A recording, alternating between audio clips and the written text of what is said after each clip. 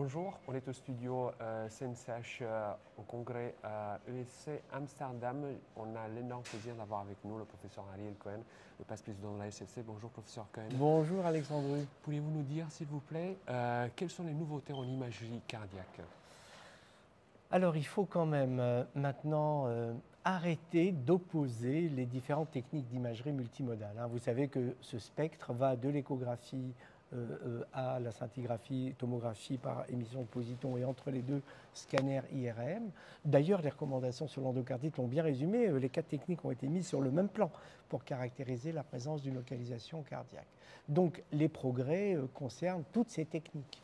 Alors moi j'ai regardé plus particulièrement les progrès en imagerie ultrasonore, et là encore, ça progresse. Et là, il faut que vous imaginiez que l'on parte d'une station échographique avec toutes les modalités, depuis l'imagerie 3D en passant par l'imagerie de déformation transto, transoso, stress, donc une station jusqu'à l'appareil miniature qui a encore été miniaturisé par un constructeur qui permet donc d'aller au lit du malade, au service d'urgence ou en soins intensifs, vérifier rapidement l'état de la fonction myocardique ou encore le cœur droit ou le péricarde.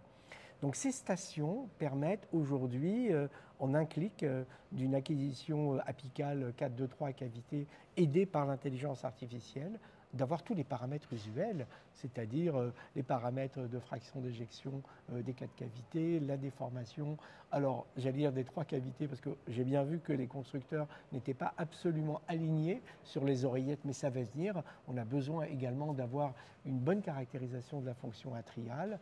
Donc des progrès vraiment énormes qui permettent vraiment d'envisager qu'avec l'aide de l'intelligence artificielle, qui est une aide vraiment importante, ça va aider au quotidien le praticien et à faire beaucoup de mesures automatiques, encore plus automatiques qu'avant, et peut-être même d'aider les paramédicaux à faire des examens plus facilement. Plus facilement.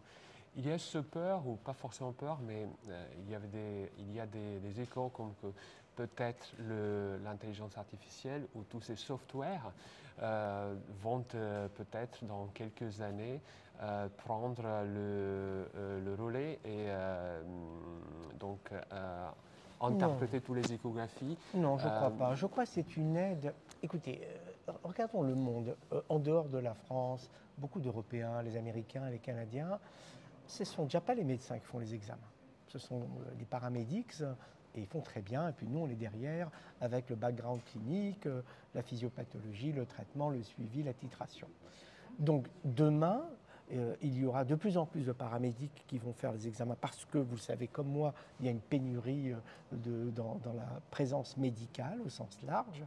Donc moi j'imagine un monde relativement simple dans les 5 ans qui viennent avec beaucoup d'aides pour faire des acquisitions plus rapides, plus fiables, plus stéréotypées, avec des paramédics qui vont nous aider à faire les acquisitions et nous on est derrière et la console et le patient pour interpréter, mettre en perspective, éventuellement refaire, compléter.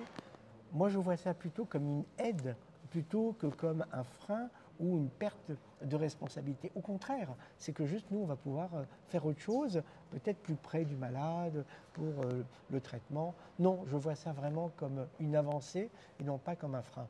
Ça va nous rendre plus efficaces en effet. Moi, je crois, oui, parce que, regarde, dans notre pratique, on perd énormément de temps à faire des tâches que d'autres pourraient faire comme nous ou mieux que nous. Ben, laissons-les. Tout à fait. On vous remercie beaucoup, Avec professeur plaisir. Cohen.